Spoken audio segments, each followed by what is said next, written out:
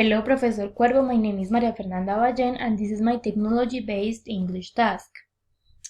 First of all, my population are 5th graders, and the general objective of this task is to get students to review about a previous topic, practice listening, and produce in terms of language, combining both language and content. The content I decided to implement in this task is about natural science. Why? I think it is necessary to start considering that in a school all the subjects can support each other, so it's like they are working for a whole, not independently. The pedagogical principles are evidenced here in this task. For example, I have here a section that is Let's Review, and it is the presentation. Here, the section Let's Listen and Practice is the practice, and finally the section Let's Write is the production. Another pedagogical principles are the clear instructions, the colorful images, and the nice video I got to engage children, and finally the modeling exercise I made to guide the students through the activity. Finally, the technological tools I used were first Wix to create this blog.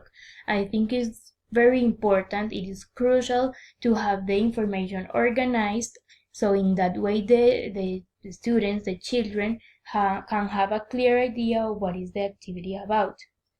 I also use Piktochart because of the colorful content. It allows me to introduce in an infographic an Edpuzzle because of the nice way to assess listening. It also provides an opportunity to the students to produce in terms of language, not only answering multiple choice questions, but also open questions.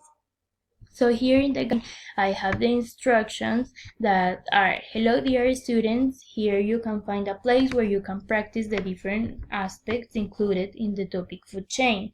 The recommendation is to follow the sequence of the pages above. First, let's review. Second, let's listen and practice. And third, let's write. Read carefully, follow the instructions, and enjoy doing the different activities. So if we go here to Let's Review, we are going to find the infographic I made in Piktochart, and the instruction is: use this information to complement and support the knowledge you already have about this topic. So what is a food chain, like the definition, the components. And if we go here, let's listen to this, we are going to find the video in Edpuzzle to assess listening.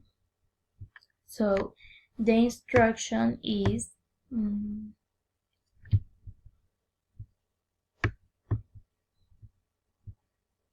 dear students, in this section you will find a video, but wait, it is not a common video. While the video is running, it will stop in certain parts to ask you some questions about it. You cannot skip the questions or continue watching the video if you don't answer. Good luck and get fun. So here we have the video. I'm going to play it.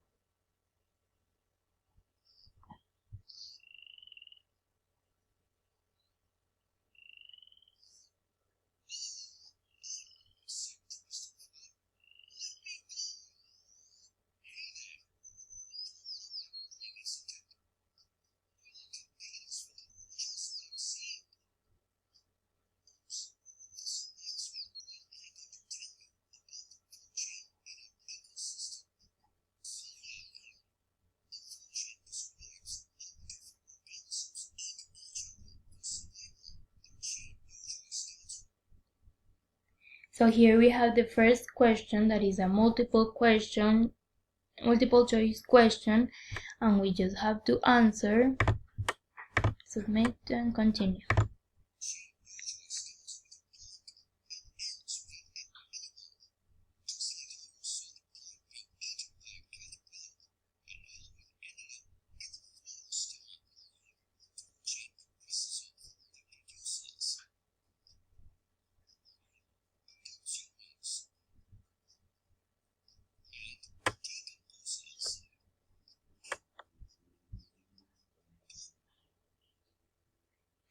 Here we have the other option we have with Edpuzzle, that is not only providing the students with multiple choice questions but also open questions. That is a good opportunity to make them produce in terms of language. Finally, we have here in Let's Write the instruction for the activity. It says, "Hey guys, it is time for you to write. Find 3 organisms that follow a food chain. Make a short description about each living being and draw the food chain. I will leave you an example that can guide you. Do it in a Word document, and when you finish, you can send it through my email." Go ahead. So here is my example to guide the students and provide them a clear idea about what is the activity. So example, living being, plants, rabbit, eagle description, a short description of each living, and the drawing. So for example,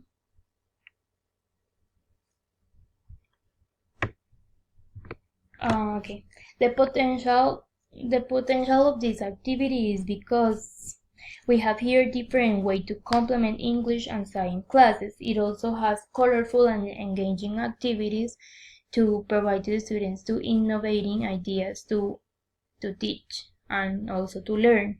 But the limitation is that although the content corresponds to the Guía 7, that is Natural Science, and Guía 22 about English, it could be ambitious maybe in our context. That's all, Professor. Thank you so much.